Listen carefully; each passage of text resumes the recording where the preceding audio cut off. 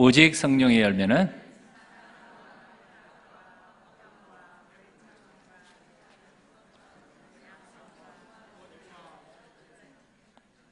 우물우물 다 넘어가 버렸습니다. 앞으로도 몇 주 동안 더 할 거니까 이번 한 주간 동안에는 집에 가셔서 꼭 암송해가지고 오시면 좋겠습니다. 한번 다시 곱씹어 보겠습니다. 사랑과 희락과 화평과 오래 참음과 자비와 양선과 충성과 온유와 절제 같습니다. 오늘은 양선입니다. 양선이란 어질 양자, 착할 선자, 어질고 착하다 그런 뜻입니다. 영어로는 goodness라고 하고 이제 헬라어로는 아가토스에 이제 명사를 붙이면 아가토시네라고 말하는데 이 뜻은 이런 겁니다. 윤리적으로는 의롭다는 뜻이고요, 미적으로 아름답다는 뜻이고요, 품질로 말하면 최상의 좋은 것, 세 가지 말씀드렸어요. 윤리적으로는 의로운 거, 악한 게 없는, 그리고 미적으로는 아주 아름다운 거, 또 품질로는 최상의 컨디션에 가장 좋은 거, 이거를 양선이라고 표현합니다. 산상수훈에서 예수님께서는 이런 말씀하시죠. 하나님은 의인과 선인에게 다 공평하게 햇볕과 비를 주신다. 그렇게 말할 때 악인과 선인, 그렇게 말할 때 선인, good man, 그걸 바로 이 양선이라는 헬라어 단어 아가토스라고 하는 단어로 쓰였었습니다. 기도에 대하여 말씀하실 때 예수님께서는 너희가 악한 자라도 너희 자식에게 뭘요?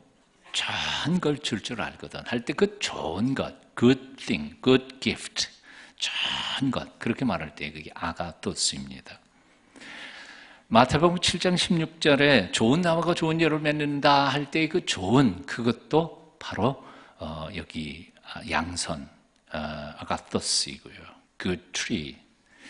오늘 본문에서 선한 사람은 그 쌓은 선에서 선을 내고 할 때 그 선, 이게 바로 goodness, 선입니다. 아가토스. 그래서 이것을 정리해보면 이렇습니다. 양선이란 한마디로 물건이 최고로 좋은 것, 또는 사람이 의롭고 거룩한 사람, 또는 그런 그 의롭고 거룩한 사람이 하는 행실, 선행, 이것을 양선이라고 표현한 것입니다.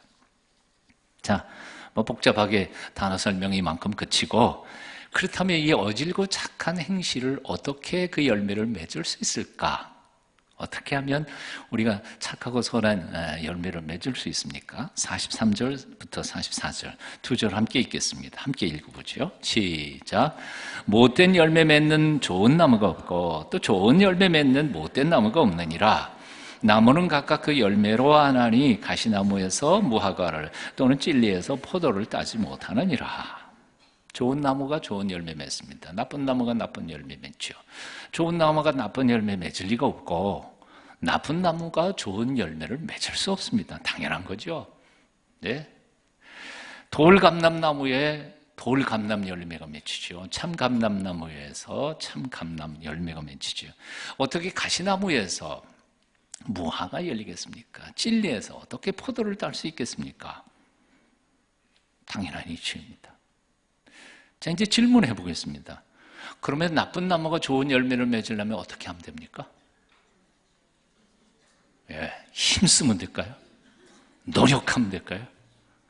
열심히 선한 열매를 맺으려고 노력하면 할수록 나쁜 나무는 나쁜 열매를 많이 맺히는 거지.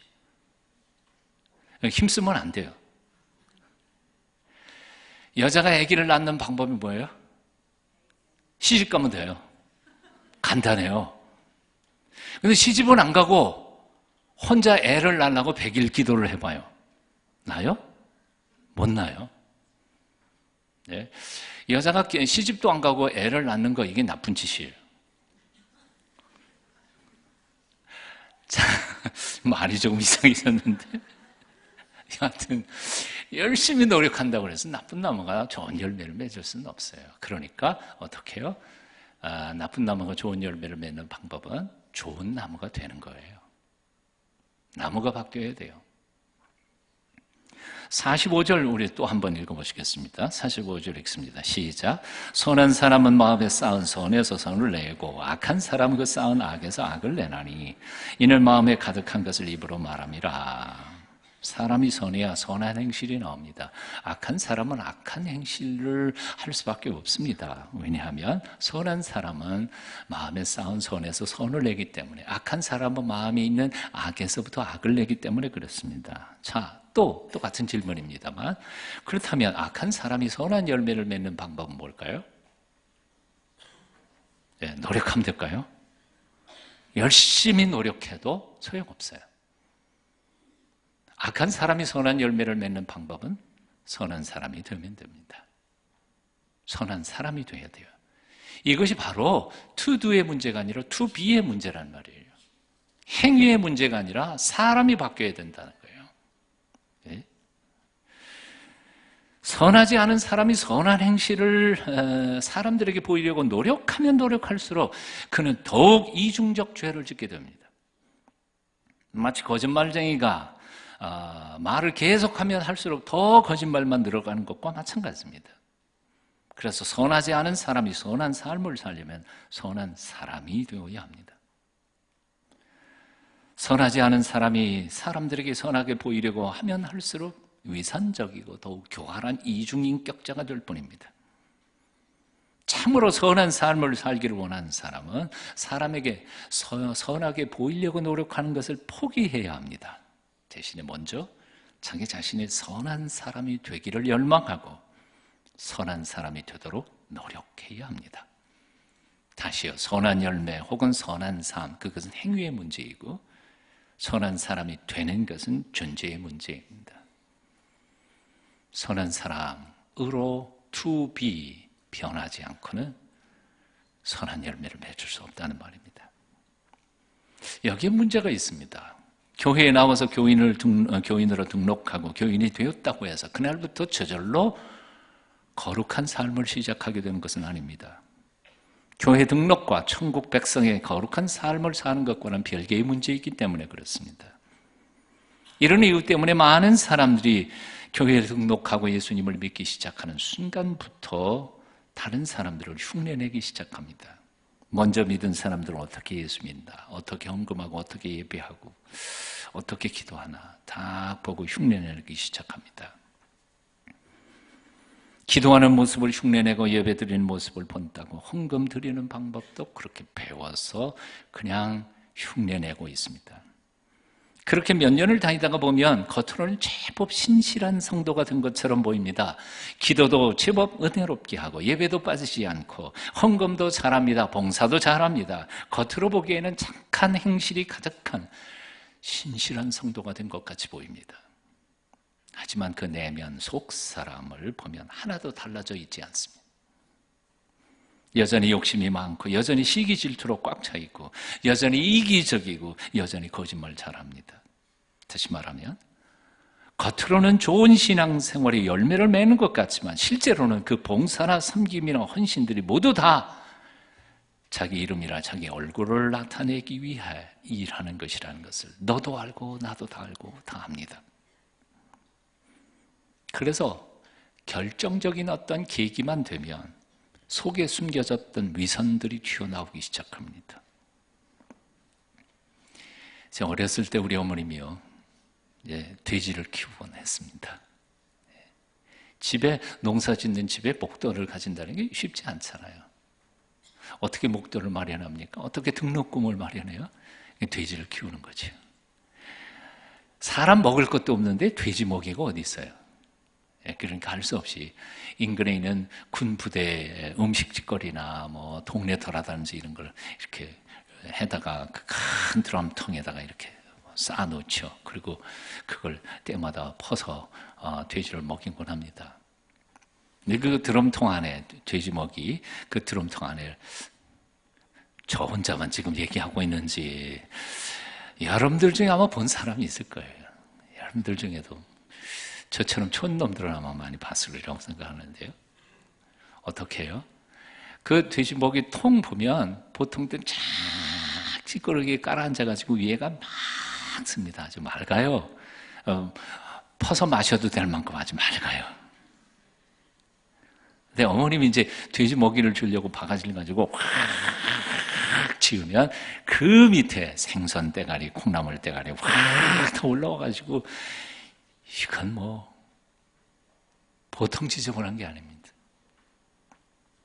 인간의 마음도 똑같습니다. 지금 여러분들 얼굴 보면 다 천사입니다. 옆 사람 보세요. 다 천사야. 근데 어떤 계기만 되면 막 건드리거나 뒤집어 놓으면 다 튀어나와요. 구체적인 얘기는 안 하겠습니다. 근본적으로 변화되지 않은 사람, 그럼에도 불구하고 적당히 경건 흉내를 잘 내는 사람, 겉으로는 아주 신실해 보이지만 어떤 계기만 되면 속의 것들이 튀어나옵니다. 옛사람 혈기가 나오고 옛사람 탐욕이나 정욕이 나오고 그래서 사고도 칩니다. 그래서 주위 사람들을 놀라게도 합니다. 그렇게 존경하던 어른이 별난 일도 다 있어. 놀랄 거 없습니다. 속에 있던 거 그냥 나온 것뿐입니다.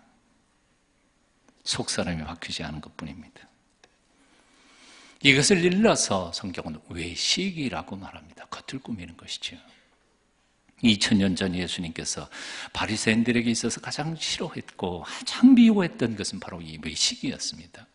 속은 바뀌지 않았는데 겉만 꾸미는 그들의 모습이 너무 화가 나셔서 그 자비로우신 주님께서, 인자하신 예수님께서 그들을 향하여 저주를 퍼붓습니다. 화 있을진저 외식하는 저 서기관과 바리새인들이요. 그만큼 주님은 외식, 겉을 꾸미는 것을 싫어하셨습니다.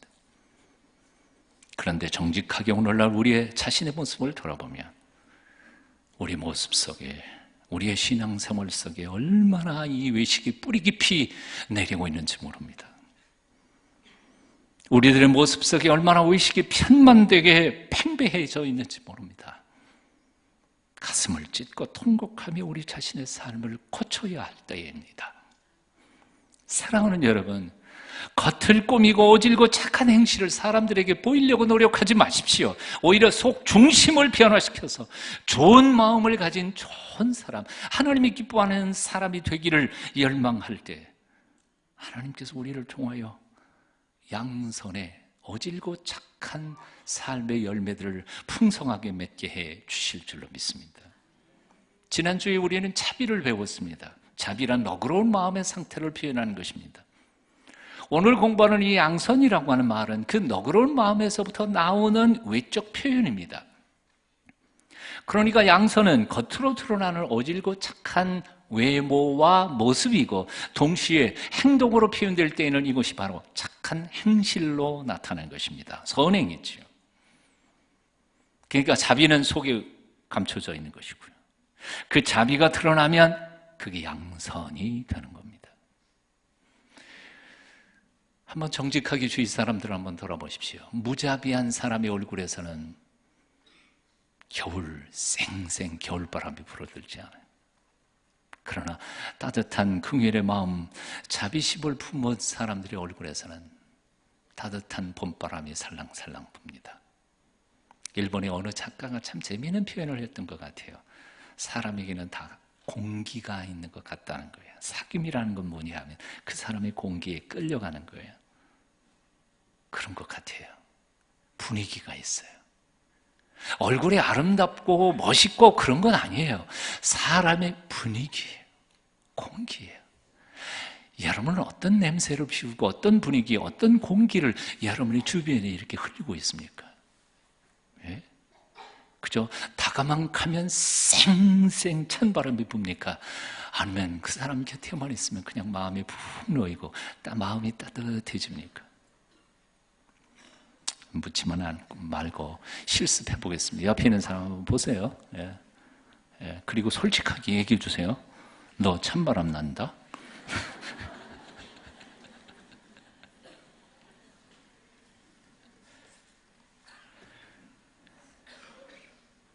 자비로운 마음을 가진 사람의 얼굴에서는 어질고 착한 분위기가 느껴지시면 또한 동시에 그의 행실 또한 어질고 착한 삶이 열매를 맺게 됩니다. 그래서 배고픈 사람, 추운 사람 못 본 척 할 수가 없습니다. 기꺼이 손을 뻗어 그를 돕고 주머니를 털어 구제하게 됩니다. 이런 점에서 예수님께서는 이렇게 말씀하셨습니다. 너희는 세상의 빛이라. 산 위에 있는 동네가 숨겨지지 못할 것이요 사람이 등불을 켜서 말 아래에 두지 아니하고 등경 위에 두나니 이러므로 집안 모든 사람에게 비치느니라. 이같이 너희 빛이 사람 앞에 비치게 하여 그들로 너희 착한 행실을 보고 하늘에 계신 너희 아버지께 영광을 돌리게 하라. 자비란 우리 속에 하나님이 선물로 주신 빛입니다. 그리고 그 빛이 있는 한 아무리 가려도 이 빛은 비추어지게 되어 있습니다. 그 빛이 밖으로 드러나 비추어지는 것이 어둠을 밝히는 것이 바로 하나님께서 우리에게 허락해 주시는 양선, 착한 행실을 말합니다. 다시 말씀드립니다. 여러분, 사람들 앞에서 어질고 착한 얼굴 모습을 보이려고 애쓰지 마십시오. 그래 봐야 소용없습니다. 사람은 영적인 존재이라 꾸미고 있는 얼굴인지 아닌지는 다 알아챕니다. 잔꾀를 부리지 마십시오. 껍데기 얼굴 모습을 꾸미기보다는 여러분의 마음속 중심을 꾸미십시오. 마음속에 진정한 참된 빛으로 예수 그리스도의 따뜻한 마음으로 채울 때에 하나님께서 우리를 통하여 착한 행실, 양선의 열매를 풍성히 맺게 해 주실 줄로 믿습니다. 자, 중요한 거, 어떻게 하면 좋은 나무가 될 수 있을까요? 예? 어떻게 하면 좋은 열매를 맺을 수 있을까? 이때까지 얘기했잖아요. 좋은 나무 되면 돼요. 그럼 좋은 나무는 어떻게 만들어 줄 수 있어요? 예, 접붙이면 되는 거죠. 오늘은 너무 쉽게 얘기합니다. 저는 초등학교 때 학교 농업 시간이 있었어요. 예. 그래서 농업 시간에 선생님하고 가가지고 뭐 이렇게 조그만 나무 쪼개가지고 큰 나무 이렇게 접붙이는 그 학교에서 배웠던 것 같아요. 그리고 이제 아버지하고 함께 아버지가 농사를 지셨으니까 그런 일도 하기도 했고요. 아시잖아요. 그게 접붙임입니다. 돌배나무라 할지라도 참배나무에게 이렇게 접붙임을 당하면 참배가 열릴 수 있는 거죠. 사도 바울이 쓴 로마서에서도 그런 말씀이 있죠. 우리가 돌감람나무였었지만 참 감람나무이신 예수 그리스도에게 접붙임 받아 우리가 하늘 백성이 됐다는 거지요. 그렇습니다. 우리는 형편없는 사람이에요.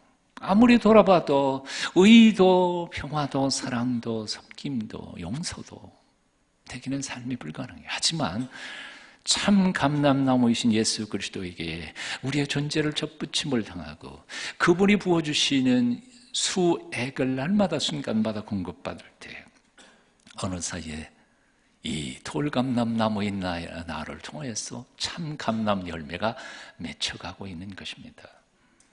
그래서 요한복음 15장에서 주님은 이렇게 말씀하십니다. 나는 참 포도나무여 너희는 가지니 저가 내 안에 내가 저 안에 있으면 과실을 많이 맺나니 나를 떠나서는 너희가 아무것도 할 수 없습니다.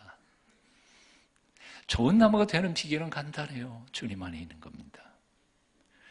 사도 바울은 고린도 후서 5장에서도 이렇게 표현합니다. 누구든지 그리스도 안에 있으면 이 사람은 새로운 피조물이라. New creature. 새로운 피조물이라. 이전 것은 지나갔으니 보라 새 것이 되었도다. 그리스도 안에 있어서 그분을 닮아가려고 애쓰는 사람은 모방하는 게 아닙니다. 예? 흉내내는 모조품이 아닙니다. 주님께서 당신 안에 있는 우리를 완전히 새 것으로 변화시켜서 하나님의 나라의 사람으로 키워가고 계신다는 것입니다. 저는 말씀을 시작할 때 양선이라는 단어의 뜻을 조금 길지만 이렇게 설명을 쭉 했습니다. 이제 윤리적으로는 의롭고 미적으로는 아름답고 그리고 품질로는 최상의 품질을 가진 것, 좋은 것 이렇게 표현했습니다. 이 양선이다.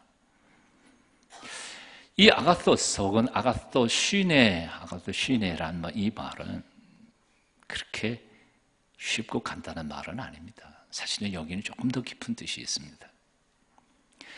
어떤 사람이 예수님께 달려가 무릎을 착 꿇고는 이렇게 요청을 했습니다. 선한 선생님이시여, 내가 무엇을 하여야 영생을 얻을 수 있사오리까?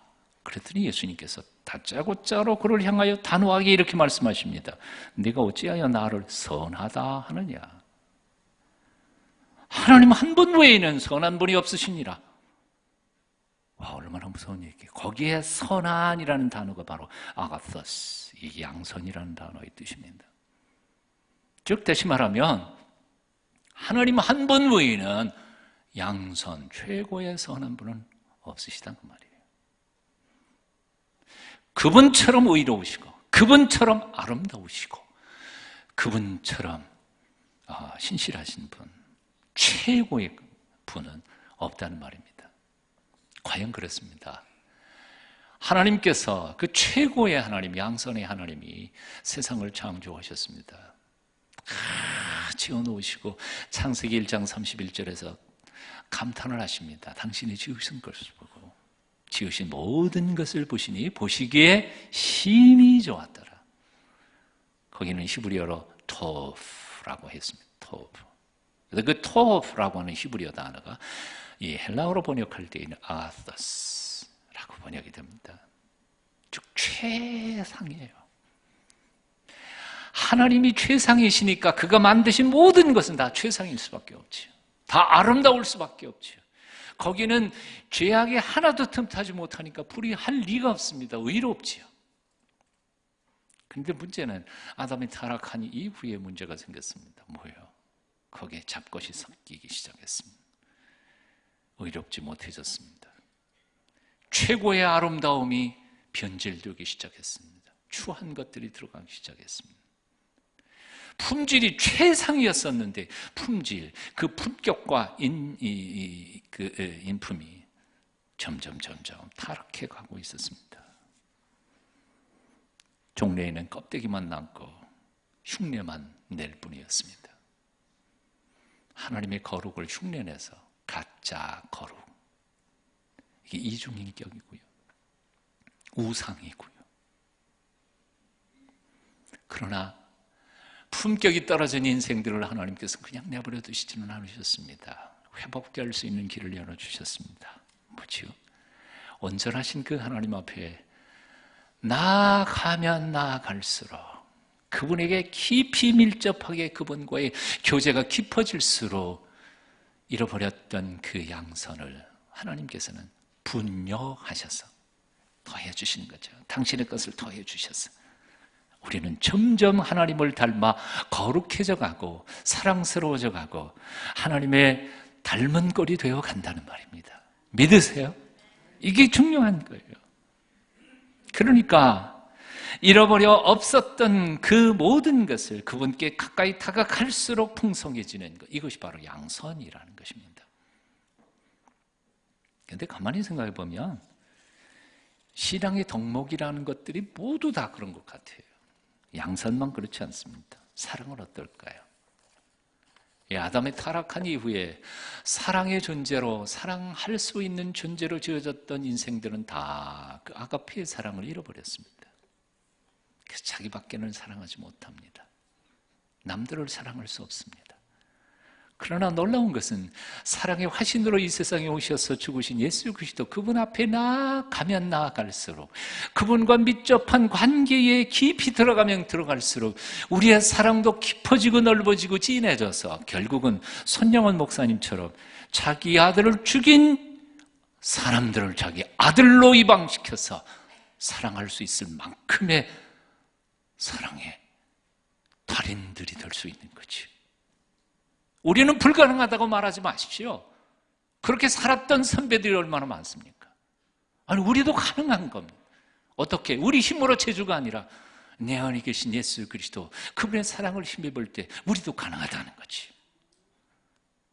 며느리 여러분, 시어머니 사랑하는 거 힘들다고 말하지 마세요. 가능해요. 시어머니 여러분, 며느리 사랑하는 거 충분히 가능해요. 십자가의 사랑만 붙잡으면 얼마든지. 아멘 하는 사람이 하나도 없네요.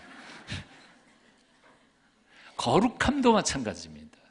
우리는 거룩함을 잃어버렸어요. 그래서 우리에게는 그냥 거룩한 모양만 있지 거룩한 능력은 없어요. 하지만 거룩하신 예수 그리스도와 깊이 사귐이 깊어지고 넓어지고 자주 그분의 품 안에 안길 때 우리는 비로소 조금씩 점점 더 거룩한 예수 그리스도의 닮을 걸로 성숙해 간다는 것이죠. 평안도 마찬가지입니다. 타락한 이후에 우리는 평안을 잃어버렸습니다. 그래서 불안합니다. 두렵습니다. 하지만 평화이신 예수 그리스도 그분과의 사귐이 깊어지면 깊어질수록 사업은 망해버리고 희망은 눈앞에 보이지 않아도 그분이 내 안에 계실 때 우리는 평화를 누리면서 살아갈 수 있는 것이지. 이제 묻겠습니다. 예수님을 믿은 후 여러분들은 얼마나 사랑이 풍성해지셨습니까? 다시 묻습니다. 예수 믿기 전보다 예수 믿고 난 이후 얼마나 여러분들은 사랑이 풍성한 사람으로 성숙해 있느냐 그 말입니다. 예수님을 믿은 후 얼마나 마음의 평화를 점점 더 놀랍게 느끼면서 살아가고 있습니까? 예수님을 믿으면서 얼마나 거룩해지셨습니까? 제 질문을 잘 들으셔야 됩니다. 얼마나 기도 많이 하고 있느냐, 얼마나 성경을 많이 읽느냐, 얼마나 헌금 많이 하느냐, 얼마나 종교 생활을 잘 하느냐, 이걸 묻는 게 아닙니다. 얼마나 속 사람이 변화되었느냐 하는 것입니다. 물론 우리는 하루아침에 성자가 될 수는 없습니다. 하지만 조금씩이라도, 아주 조금씩이라도 매일매일 우리의 신앙 속 사람은 성숙해 가야 한다는 말입니다. 하루 믿으면 하루만큼, 1년 믿으면 1년만큼, 10년 믿으면 10년만큼 성숙해져 가야 한다는 말입니다. 사랑하는 여러분, 날마다 온전하신 주님 앞으로 나아가 그 부어주시는 영적 은사로 말미암아 더욱 사랑스럽고 더욱 마음의 평화를 누리며 그리고 더욱 거룩한 양선의 길로 나아가시는 여러분 다 되시기를 축원합니다. 사도 바울은 우리의 성숙의 목표에 대하여 에베소 4장 13절에서 이렇게 요약해 놓고 있습니다. 우리가 다 하나님의 아들을 믿는 것과 하는 일에 하나가 되어 온전한 사람을 이루어 그리스도의 장성한 분량에 충만한 데까지 이르리니. 우리의 신앙의 성숙의 목표는 어디냐? 예수 그리스도의 충만하심까지 우리가 성숙해야 된다는 말이죠. 이거 말도 안 돼. 그렇지만 이거 성경이 우리에게 가르쳐주는 영성훈련의 목표입니다. 우리의 신앙생활의 목표라는 겁니다. 잘 들으셔야 합니다. 나의 성숙의 목표는 옆에 있는 집사보다 조금 더 잘하는 게 아닙니다. 그래도 쟤보다는 내가 더 잘해야지. 그래서 경쟁심으로 신앙생활하는 사람들이 있습니다. 그래서 모 집사가 얼마 이번에 건축 헌금했나? 나는 10,000원 더 해야지. 저 집사는 새벽기도 이틀 나와 일주일에 나는 3번 나온다. 도토리 키재기 신앙. 아무런 의미가 없어요. 아무런 의미가 없어요. 우리의 성숙의 목표는 예수 그리스도이세요. 심지어는 내가 결코 넘어설 수 없는 벽처럼 보이는 신실한 목사님, 장로님들, 권사님들, 아니 저 어거스틴, 프란시스코 그 성자, 그들이 우리의 목표가 아닙니다. 예수님이 우리의 목표입니다. 무서운 일이지만, 그리고 두려운 일이지만 목표를 높이십시오. 옆에 있는 사람보다 조금 낫다고 해서 자만심을 가지지 않으시기를 바랍니다. 한번 따라해 보십시다. 예수님 기도만큼 기도하게 하소서. 예수님의 사랑만큼 사랑하게 하소서. 예수님의 거룩만큼 거룩하게 하소서. 글 하나 읽어드리겠습니다. 바나나 나무는 풍성한 과실을 맺습니다. 그렇다고 바나나가 나는 바나나 나무다, 이제 바나나를 만들어낼 것이다 결심하거나 말하지 않습니다. 바나나는 나무가 자라고 영양분이 공급될 때면 자연스럽게 열리는 것입니다.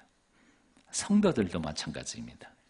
성경을 묵상하며 날마다 매 순간 하나님 안에 있는 사람은 자신도 모르는 사이에 그렇게 영적인 성품과 열매가 맺히는 것입니다.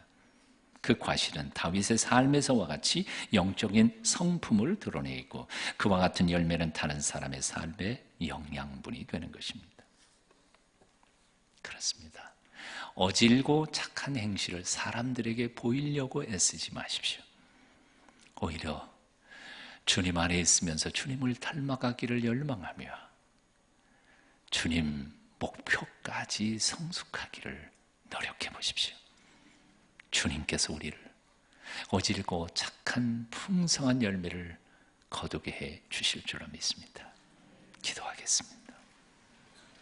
사랑하는 주님, 소원입니다. 주님만큼 자라게 하옵소서.